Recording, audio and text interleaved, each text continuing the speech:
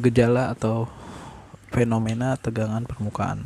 Nah, kalian lihat di situ ya, peristiwa tegangan permukaan. Mari kita amati kenapa kok bisa terjadi seperti itu. Apa yang dimaksud dengan tegangan permukaan itu? Nah, penyebab dari tegangan permukaan itu ialah karena adanya interaksi molekul-molekul zat cair di permukaan zat cair. Di bagian dalam cairan sebuah molekul dikelilingi oleh molekul lain di sekitarnya, tetapi di permukaan cairan tidak ada molekul lain di bagian atas molekul cairan itu. Hal ini menyebabkan timbulnya gaya pemulih yang menarik molekul apabila molekul itu dinaikkan menjauhi permukaan oleh molekul yang ada di bagian bawah permukaan cairan. Sebaliknya, jika molekul di permukaan cairan ditekan, dalam hal ini diberi jarum, molekul bagian bawah permukaan akan memberikan gaya pemulih yang arahnya ke atas, sehingga gaya pemulih ke atas ini dapat menopang serangga, nyamuk, silet, dan uang logam tetap di permukaan air tanpa tenggelam.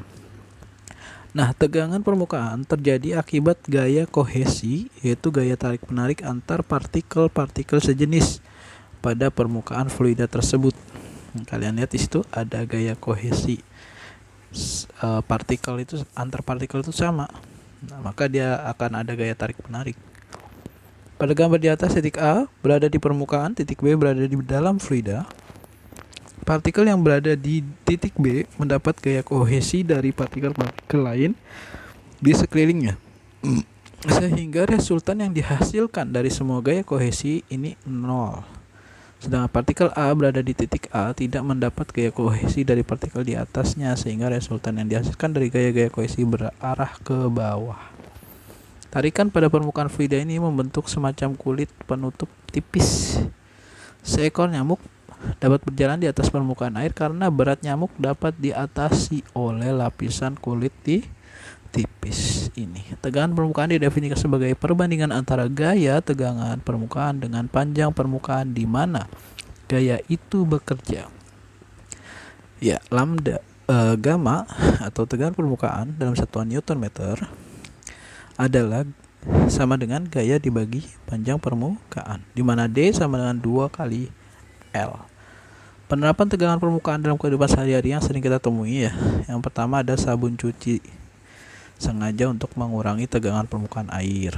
Jadi bisa meningkatkan kemampuan air untuk membersihkan kotoran yang melekat pada pakaian. Terus ada mencuci pakaian dengan air hangat, alkohol, antiseptik untuk membunuh kuman. Terus itik dan angsa bisa berenang, gelembung yang dihasilkan oleh air sabun, serangga air yang bisa berjalan, kenaikan batas air pada pipa coupler atau terbentuknya buih dan gelombang pada air sabun, dan air yang keluar dari pipet berupa tetesan berbentuk bulat-bulat atau pisau silet bisa mengapung di atas permukaan air. Nah, apabila diletakkan secara hati-hati. Nah, contoh soalnya adalah sebatang kawat dibengkokkan seperti huruf U, kemudian kawat kecil peki yang bermasa 0,2 gram dipasang dalam kawat tersebut. Setelah itu kawat tersebut dicelupkan ke dalam cairan sabun diangkat vertikal.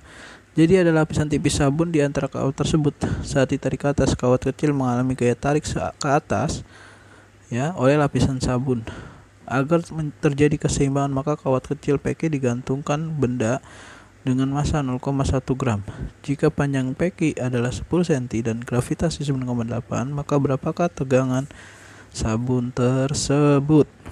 Ketahui massa kawat 0,2 gram sama dengan 2 kali 10 pangkat min 4 kg. Panjang kawat 10 cm sama dengan 10 pangkat min 1 meter. Massa benda 0,1 gram sama dengan 1 kali 10 pangkat min 4 kg. Gravitasi 9,8 meter per sekuan kuadrat. Tegangan permukaan lapisan sabun adalah berapa? Nah, jawab. F gaya sama dengan M kali G. F yang di situ M-nya adalah massa kawat ya, dikali dengan gravitasi. Lalu hasilnya berapa?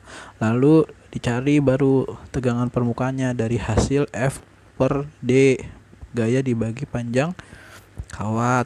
Tapi ingat, D itu sama dengan 2 kali L. maka gamanya atau tegangan permukaannya sama dengan 2,94 dikali 10 pangkat min 3 dibagi 2 kali 10 pangkat min 1. Dari mana? Dari massa benda, itu 0,1. Lalu hasilnya berapa? Gamma sama dengan 1,47 kali 10 pangkat min 2 Newton per meter. Nah itu. Lalu kapilaritas. Apa itu kapilaritas? Jadi pengangkutan air pada tumbuhan diakibatkan oleh pengangkutan vaskuler, pengangkutan melalui berkas pembuluh pengangkut. Nah tapi kalau ini kalian belajar tentang biologi ya. Kalau dalam fisika itu ya, ketika air itu bisa naik ya, kapilaritas peristiwa naik turunnya zat cair pada celah sempit atau pipa kapiler. Nah itu akibat adanya gaya kohesi dan adesi.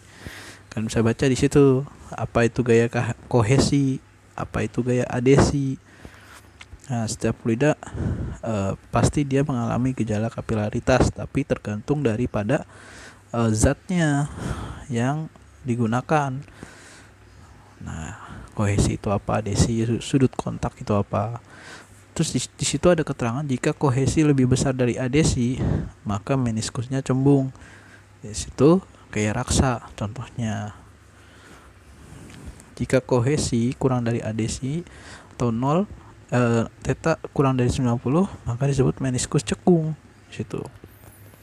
Nah, pada peristiwa kapilaritas itu kalian bisa lihat rumusnya, ada H sama dengan 2 kali tegangan permukaan cos theta dibagi rho G gravitasi kali R, jadi pipa kapiler. Nah, gejala kapilaritas itu dalam kehidupan sehari-hari ya,